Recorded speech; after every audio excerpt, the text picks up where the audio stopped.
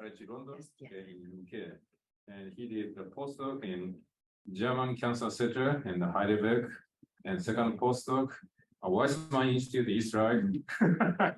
Very international. And then he had this opportunity gets independent position. On the Zoom, we're seeing the wrong screen. Oh, sorry. Let me see. How about that? Yes. Okay. Thank you.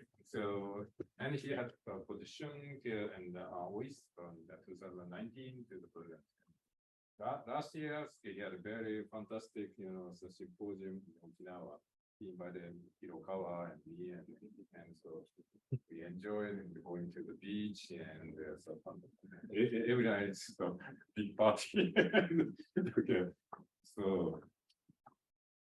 I promised him, and so I'm going to organize this kind of symposium, inviting Tom Cleveland, and so I invite you definitely. And so yeah, and then that's why he is here. And so, Okay. and so he's doing a very interesting work about the axonal, the dynamics, and he's got findings also relevant to the basic findings that is related to the understanding of the ALS and so other neurodegenerative disorders. So today he's going to FMRP, axonal retrograde transport for the clearance and the regulations of translational activity. Okay, Marco, please. Thank you.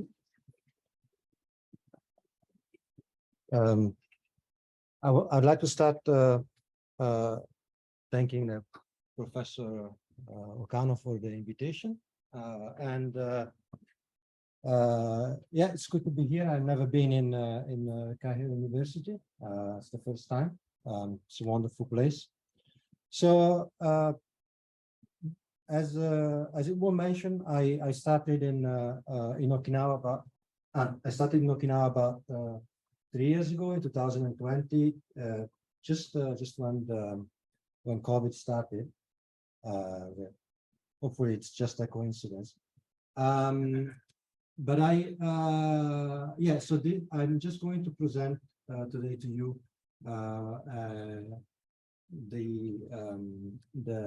the project from my first PhD student, and it's actually mostly basic research, but I hope is interesting. So we are working mostly. Our lab is working mostly with a mouse model. We use sensory neuron and motor neurons. I think for this audience, they need no introduction, but basically today, the work that I'm going to show today is based on work on primary mouse sensory neuron, and we typically focus on proprioceptive neurons, which are responsible for the sensation of the proprioception, the sense of balance. So of course, neurons have a very extreme morphology, and it's somewhat surprising sometimes that the volume of the axonal projection for some neurotypes can be so much more than the volume of the soma. So the somatic compartment of neurons is measured on the order of micrometers, but in large mammals, neurons like sensory motor neurons can reach about 1 meter. So there's a huge imbalance of volume. And because of this extreme morphology, besides electrical signaling, there's a real challenge to relay signal from the periphery of the neuron. And that's a process that's fundamental for their survival. And a lot of neurodegenerative disease, I'm sure this audience is very familiar with, they have a dieback paradigm, meaning that the axonal compartment degenerates before the soma is affected. And that's I think it's important to study axonal biology to understand the mechanism behind the regeneration, but it also applies to other phenomena. For example, it's critical to understand axonal injury and defect, which is something that we concentrate on.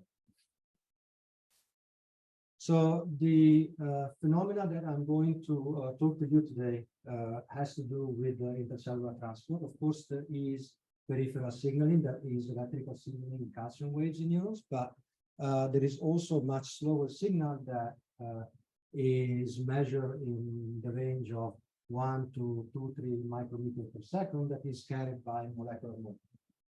And typically in axon, the anterograde molecular motor is kinase, which is a family of motors, and the retrograde one is dynein, which is mostly cytoplasmic dynein in mammals. And I said in axons because in axons there is a defined variety of microtubules, and therefore the constant orientation of microtubule allows them to be retrograde and anterograde. But in dendrites, the microtubule have both orientations, and therefore dynein can be an anterograde motor in dendrite and kinases as well. So that's a different case. So on intercellular transport, there are several mechanisms that depends on intercellular transport, and there are several types of intercellular transport. We are talking about now microtubule-based transport, which is also actin-based transport. And perhaps the most known phenomena is the endocytic pathway. And one example of that pathway is, of course, the very well-studied growth factor pathway, which has to do with survival. And this is an example of the NGF signaling pathway that is internalized the plasma membrane, later transported in or endocytic organelles that are defined as signaling endosomes, and goes all the way to the soma where it exerts its signaling. But in addition to the endolysomal pathway, there are many, many other pathways that are fundamental to the maintenance of the axons. Mitochondria, for example, move both anterograde and retrogradely in axons. Lysosomes move mostly retrogradely, but also anterogradely in axons. Very important nowadays is come to prominence the movement of RNA granules, which have been implicated in a variety of neurogenic disease as well. And then, of course, there are injury signals that can be transported in axons as well. And this is just an example. These are actually lysosomes, so the graphic organelles that are moving in an axon of a DRG, a sensory neuron in culture. And we can see this with various probes. This one is a lysosome tracker probe that is incorporated in lysosome through acidification of the pH. And now I would like to tell you the importance of dynein for the survival of neurons. So this is a very old observation from 2003. And you can see dynein is a huge macromolecular complex. You have two heavy chains, you have the light intermediate chain, you have the intermediate chain that keeps it together. You have three light chain dyneins. You know, single point mutation of the heavy chain and the interface with the interaction of the intermediate chain, they can cause very severe neurological phenotype. This is a lower mouse, which means odd legs at odd angle. And what happens normally when you pick up a mouse, they spread the leg like this, but because these are a sensory motor deficit, then the legs are flat. But that's not true only, so, and this is just one mutation in a huge macromolecular complex. But that's not only true in mice. These are the three mouse mutations, and these are mutations in regions, and there are many more today is known. And these point mutations in the heavy chain are connected with various forms of neurological diseases in patients as well. So the story I'm going to present you has to do with the FMRP protein, but it also started with the investigation of a very, very small subunit of the dynein complex. And the subunit in question is called roadblock. And it's one of the three dimers of the light chain. And so this protein is only 96 amino acids, is 11 to 1, it's tiny compared of dynein, which is hundreds of kilodalton.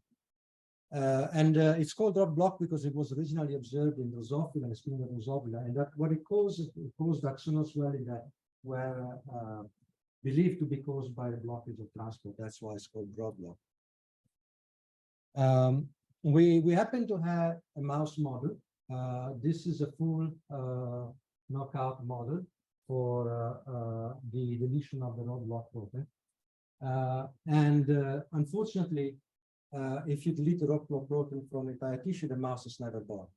However, we tried a different combination with different key drivers, so deletion from specific tissues. And this one that you see here, this is a mouse where the roadblock protein was deleted from proprioceptive neurons. And you see it has a similar phenotype to the lower mice. It has a cramping phenotype indicating sensory pathology. So here, these are two wild-type mice walking on a lane, which is transparent on the bottom, so you can feel them.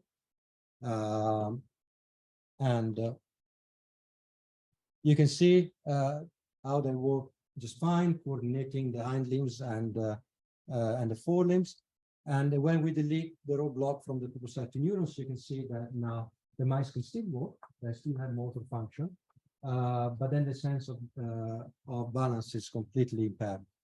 And the reason why it's impaired is because when we section the ganglia, we find that essentially we lose 40 to 50% of the neuron from which the protein is deleted.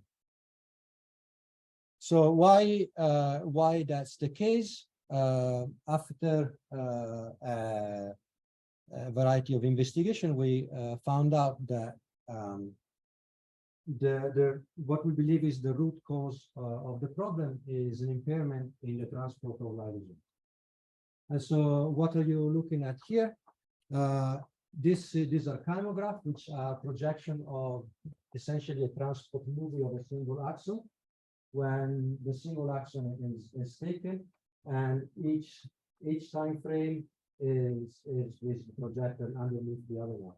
And these are moving carriers from one direction to the other over the time scale. So if we take DRGs from these mice, which have lock speed capability, and we infect them with virus expressing a CRE recombinase, now we can delete acutely the roadblocks in culture. And when we track the lysosome movement, we see that the speed it's impaired. It's almost zero of the few that remains that move. But if you look at the chymograph, most of them are stationary. And we looked at other form of transport. For example, these are endosomal transport, which is much faster than lysosomal transport. It's between 1 to 2 micrometers per second. Here, we don't actually have an impairment in the speed of the carrier, but we actually have an impairment in the frequency. So there is a lot less endosomes that are transported in axons if we delete the roadblock. Which is interesting. It suggests that we have different population of Dynein motors, and then roadblock seems to be important for a specific population. So we were very intrigued by this ability of Dynein because it's very small. It's not exactly clear how it can impair the function of Dynein complex. We were also intrigued by the observation that we seem to affect the transport of lysosomes much more than other carriers. We also tested recently mitochondria, which are slightly affected, but again, much less than lysosomes. So the idea was that maybe this small subunit has the ability to bind specific cargoes. And that might be in addition to lysosome, there may be cargo that are very important for neural survival because we have a very strict phenotype. So to find out what could be binding to this protein, we resorted to a molecular technology by which we take an enzyme that is a promiscuous biotin-related enzyme.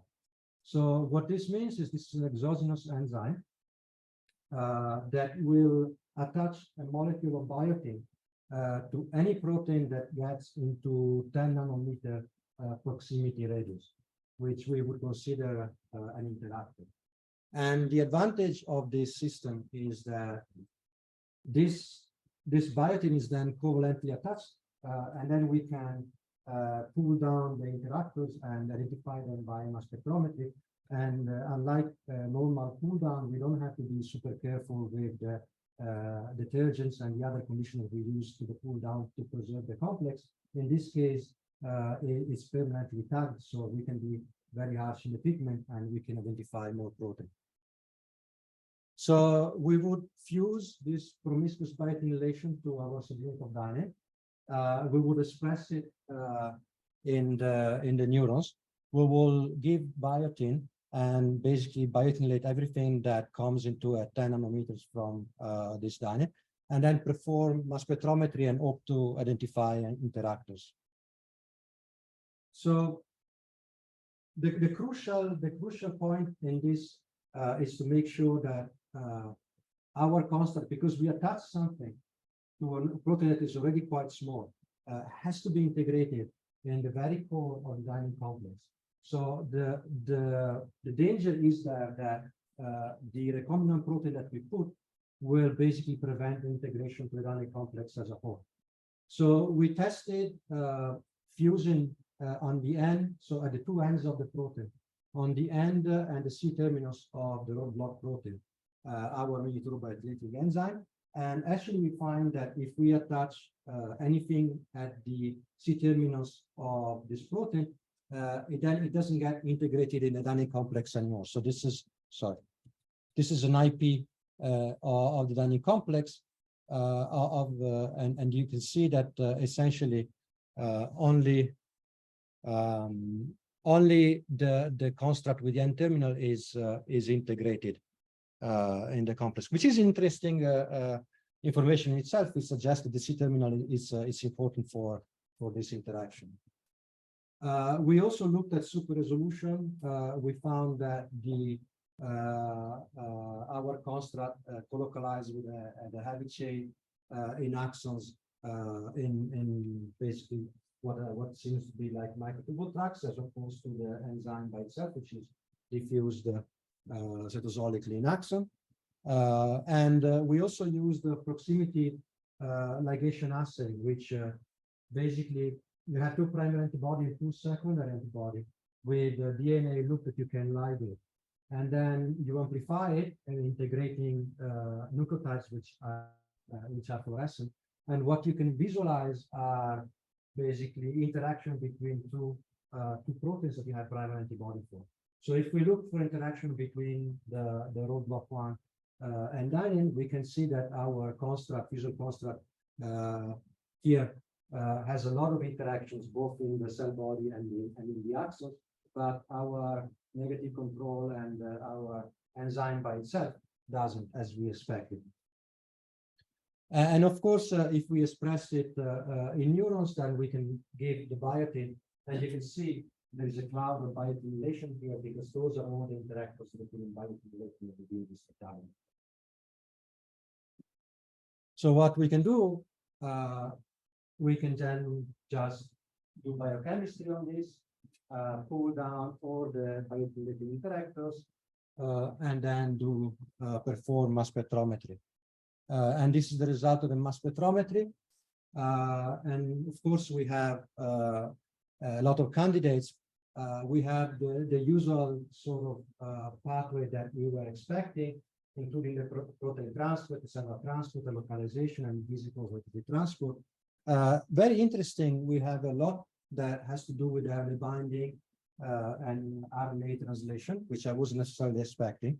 And we are looking at various candidates at the moment, but one that was immediately very interesting and we decided to pursue with this, the FMRP protein. So the FMRP, I'm sure you're all probably more familiar than I am actually, but it stands for the fragile X messenger riboprotein. and ribonucleoprotein is associated with fragile X syndrome.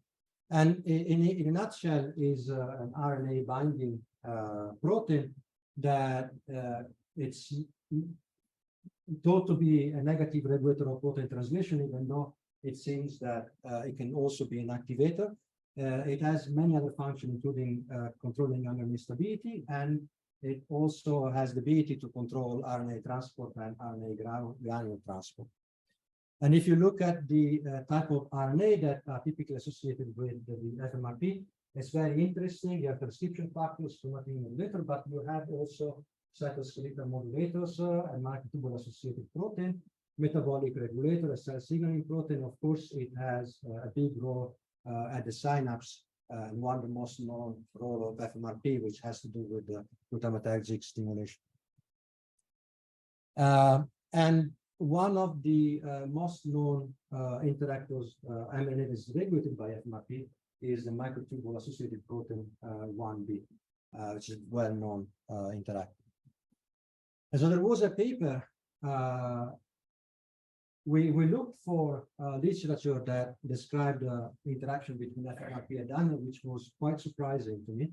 And we found a paper that was describing that interaction in Drosophila larva neurons. But in that case, it passes through a Dynein adapter that is called decoder. And in that case, decreased protein, FMRP protein level, would that basically give a decreased branching phenotype, while if this was overexpressed, then there would be an increased transport of the FMRP protein, which would then be an increased dendrite branching. But I have to remind you that in this case, Dynein, it's not only a retrograde motor, but also an anterograde motor, which is why you have the dendritic phenotype, because in dendrites, the addition of the microtubules, it's kind of random, so it can be plus and minus. But the DLG neurons are axonal only. So in that context, Dynein, it's only retrograde motor. So we confirmed the interaction between the roadblock protein and the FMRP protein through proximity ligation, same as I explained before.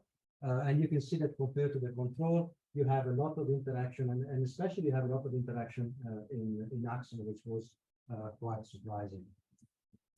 So this confirmed the screening that indeed it interacts with the FMRP. I also took the sciatic nerve. So what we can do is we can take the tissue of the sciatic nerve from the mice, we can squeeze it mechanically in an isotonic buffer, and that without any detergent. And that will be essentially squeezed out axoplasm, and we can IP for various protein and see if there is interaction. So in this case, we IP for the FMRP protein, and if we look at the IP, we can co-IP the intermediate chain of Dynein, showing biochemically that even in vivo, in the mouse, this interaction with Dynein and FMRP is there.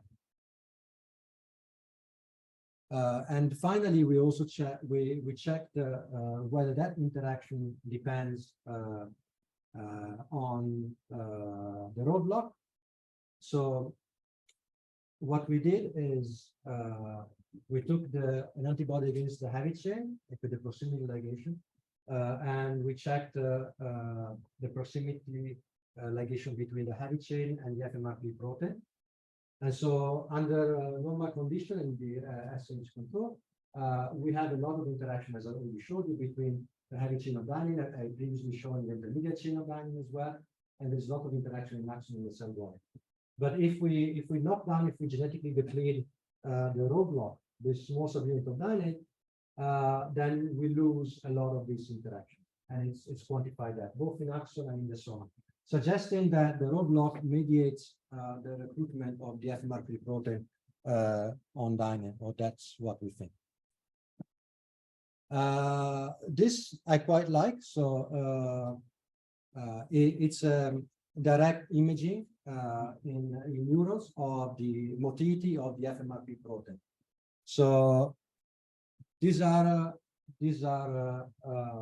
lysosomes that move mostly retrograde, or you see the occasional anterograde one. This is mildly overexpressed FMRP.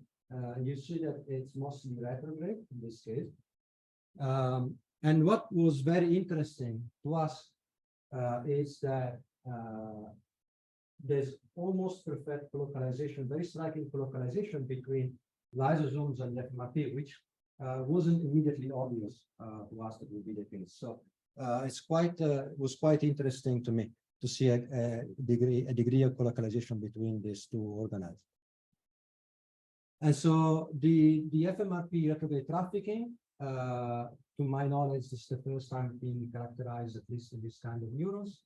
And it's slower than the speed of the light tracker, so it's about 0.5 micrometer per second. You can see it here. But interestingly, the light tracker, the lysosomes have like these two curves, possibly indicating that there are at least a multiple population of this.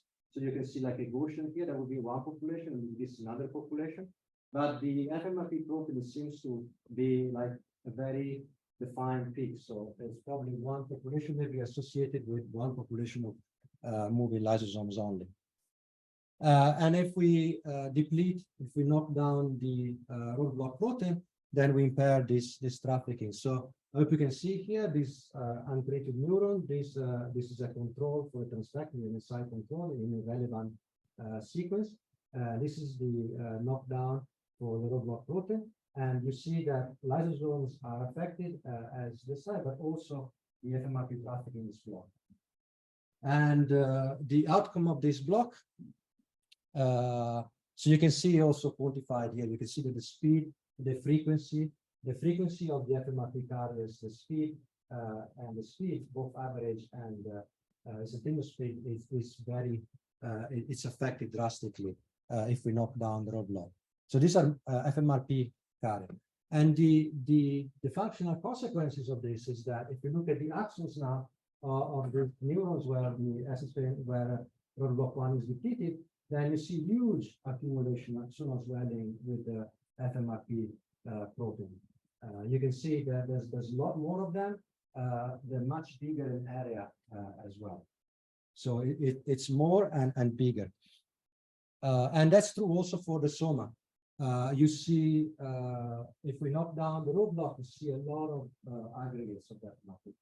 And so that suggests that it's quite interesting, because of course aggregate of FMRP might pose might have a pathogenic effect.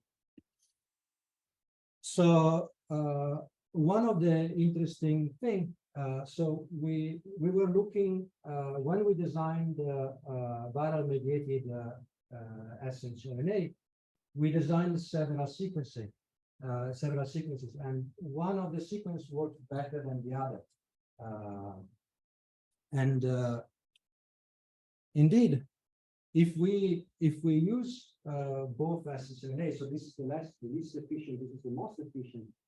Biochemically, what we can see is we can see an accumulation of FMRP, which is dose dependent on the amount of depletion that we get from the RNA. So which is actually kind of nice, because it means that there is a dose dependency to this.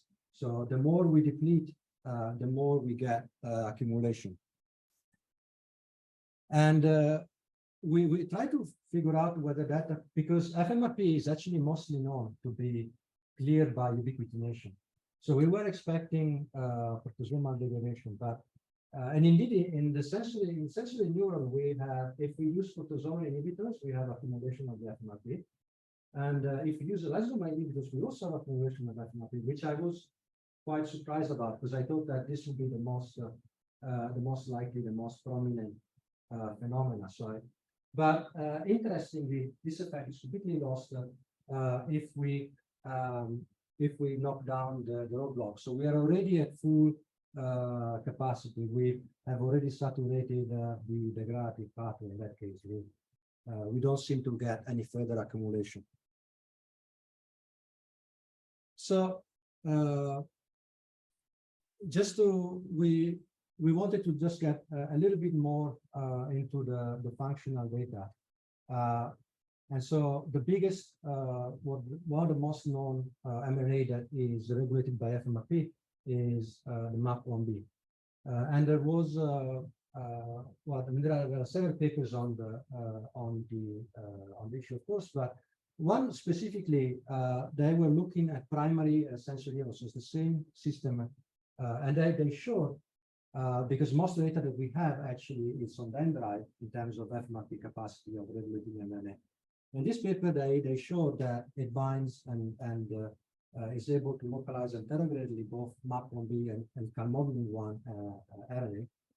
And actually, if the FMR gene is knocked down, then the delivery of MAP1B and calmodulin-1 to the axons is reduced, and that actually has a negative effect on axonal elongation. And that's interesting because in the mouse model that we originally had, where we had a depletion, genetic depletion from all tissue of FMRP, the homozygote are never born, but the heterozygote, they are born. And if you culture these neurons over a period of 16 hours and you measure the outgrowth, what happens is there is a definite delay in the kinetic of outgrowth, so they grow more slowly and less. So these are, they have like half the dosage of the roadblock, is a heterozygote for the roadblock. So there seems to be there seems to be a similar effect there. So we used the RNA scope, which is a technology to amplify. It's an in situ hybridization technology to reveal mRNA and amplifies it, makes it more visible. It works very well. And these are FMRP protein in axons. This is the MAP1B RNA revealed by the RNA scope. And you see that in a normal axon, you can see a few puncta, you can see that they are together. And if we knock down the roadblock one, actually we see a lot of this mRNA in this accumulation. This was it's to be expected, but in a way it's not trivial because we didn't know if this accumulation of FMRP are actually even bound to any mRNA. And then finally, this last piece that I'm going to present. One of the things that I specialized in is to follow translation. So we have various ways to actually look at protein that are translated, nucleotide protein. One of the ways to look at specific protein that is translated is we incorporate puromycin, and then we can go with antibody against. So puromycin is tRNA analog. It incorporates in a protein that has been translated and actually stops its translation to touch it. But it's a stochastic incorporation. So then you will have one molecule of puromycin for one translated protein. And then we can go, we can do proximity ligation assay for puromycin and an antibody specific for the protein that we want to visualize. And in that case, we are going to see PLA sigma, which that will be the pool of that specific protein that is translated, not only that protein, but only the one that is being translated while we apply the puromycin. So if we do this for the MAP1B protein, we see that MAP1B is translated all over the cells, including axon, on a regular basis. If we knock down the roadblock, then we have a reduction of MAP1B translation, and these are just controls, which is presumably, we believe it's because of the FMRP level of the protein, it is increased. So to give you a summary,